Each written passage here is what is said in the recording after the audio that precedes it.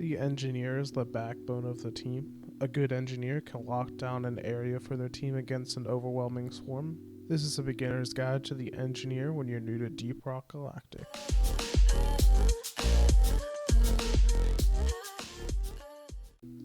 Hi guys, my name is Legionless and this is the channel about helping you enjoy your games more. In this video we're going to go over how to play the engineer class and missions for your team.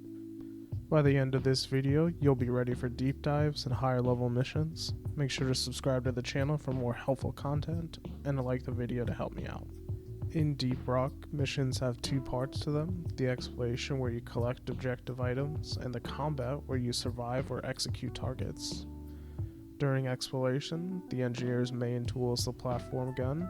The platform gun shoots out platforms for reaching out of the way items and shaping the terrain to best serve the team.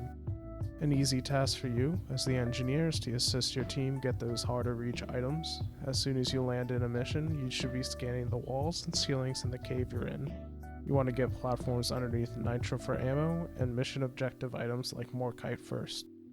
A scout on your team can grapple to the platform you make and safely stand on it to collect items in the walls or ceiling. Getting nitro for a resupply pod quickly is helpful if you get a really large wave of enemies at the start of a mission and you use a lot of ammo or lose a lot of health to survive. If there's holes in the floor or the path in front of your team isn't safe to walk on, you can place platforms to let your team safely travel.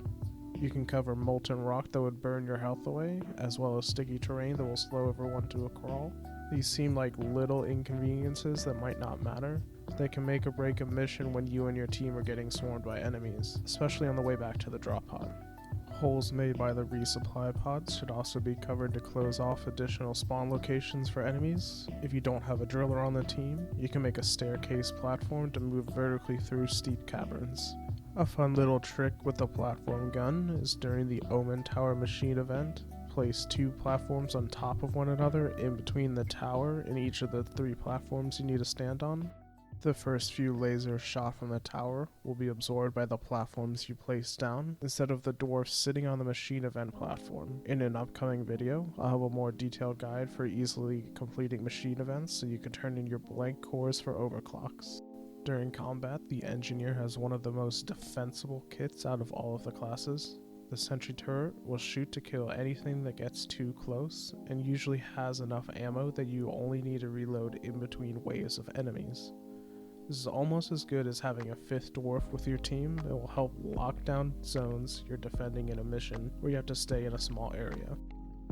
The starting shotgun for the engineer, the Warthog Auto 210, is a very versatile weapon that can be tailored for single target damage or crowd control depending on your build. Starting off, it leans a lot more towards single target damage because you may run into issues with ammo reserves, especially if you're new to the game and not used to quickly getting 80 nitro to order a resupply pod for more ammo.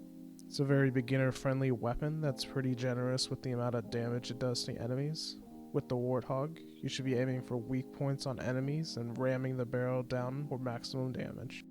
Right out of the gate, you'll be one of the strongest on the team for killing bigger enemies, especially dreadnought bosses you might run into because of how much and how quickly you can dump out damage.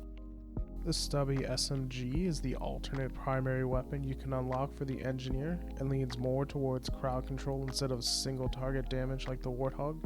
You'll need to level your engineer class and complete a couple assignment missions to get the stubby. It takes a bit more skill and nuance to handle the spread of the SMG, and it's not very good anywhere but in closer ranges. You can really shred through enemies once you get used to its rate of fire and recoil and average difficulty levels. The stubby is probably one of the most unique weapons in the game because it can apply the electrocution status effect. In the next videos, I'll show the builds I recommend for the Warthog and the stubby. The secondary weapons for the engineer are probably what separate it from other classes. The starting secondary weapon is the Deep Core Grenade Launcher. It is a pretty standard grenade launcher that lobs explosives of enemies, but it really makes up for some of the weaknesses that the Warthog shotgun has with crowd control when you first start playing the engineer class. With the right build and overclocks, you can make the grenade launcher absolutely insane with the explosions it can create. While it's awesome for crowd control though, it is not awesome at single target damage. Many of the largest, tankiest enemies have resistances to explosive damage, which weaken the deep core launcher to mostly ineffectiveness. It's certainly some damage if you need to, but the ammo would be better spent on waves of enemies. One of my favorite guns in the game is the Breach Cutter, the Engineer's alternate secondary weapon. This is the type of gun that has a lot of depth for mods, so you can really customize it and use a really cool build. By default, it shoots a slow-moving horizontal layer parallel to the floor that damages anything and everything in its path.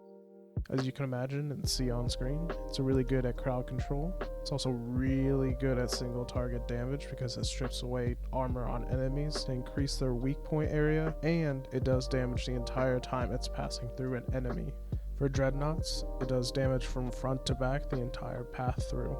You really can't go wrong with any combination of weapon loadouts for the Engineer once you're really comfortable with the class. The shotgun and grenade launcher combo will provide you great single target damage and be really strong at crowd control, especially when the sentry turret is also active.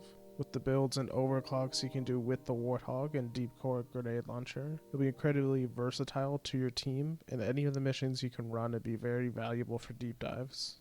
Not to mention, it feels really good to watch a giant group of enemies come your way and then blow their bodies into the air when you shoot a grenade launcher into the middle of them.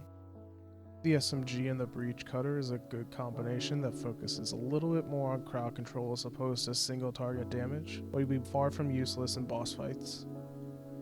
The SMG is great for clearing waves of enemies that can swarm the team. The Breach Cutter makes up for some of the loss in single target damage when trading off the shotgun, but you may find the Stubby just isn't quite as reliable as the Warthog. The shotgun and Breach Cutter combo focuses a lot on single target damage, with the Breach Cutter's wide range having to make up for a loss of crowd control that the grenade launcher provides. The armor that gets stripped away by the Breach Cutter makes landing shots on Praetorian weak points easier to hit with the Warthog. On the flip side, the SMG and grenade launcher combo sacrifices a lot of single target damage for crowd control. My go-to combo is the Warthog shotgun and the Breach Cutter. At the start of the video, I said how great the Engineer is at locking down a zone. The platform cannon is such a great tool that a lot of newer engineers don't fully realize the potential of. Enemies won't spawn on the platforms the Engineer puts down, so you can add a roof over the area you're defending and fill in any holes or gaps that enemies can sneak up and attack you and your team. For the end of missions where you need to defend an area before you can call the drop pod and get out, the cover is so important. The Engineer can shape the area so enemies will be funneled the way you want them to come at you. The Engineer's proximity grenade can be placed in the areas you know enemies will come and detonate when they get too close, saving you and your team's ammo for when things get worse. The sentry turret plus proximity grenades will thin out waves of enemies to make survival a lot easier for everyone and lets everyone do their jobs a little bit easier. If you're ready to take the next step in being a great engineer, click or tap on the next video on your screen where I go over my recommended builds for the two primary weapons for the class, the Warthog shotgun and the Stubby SMG. Subscribe to the channel for more content to help you enjoy your games more. Share the video with other players new to Deep Rock Galactic. Thanks for watching.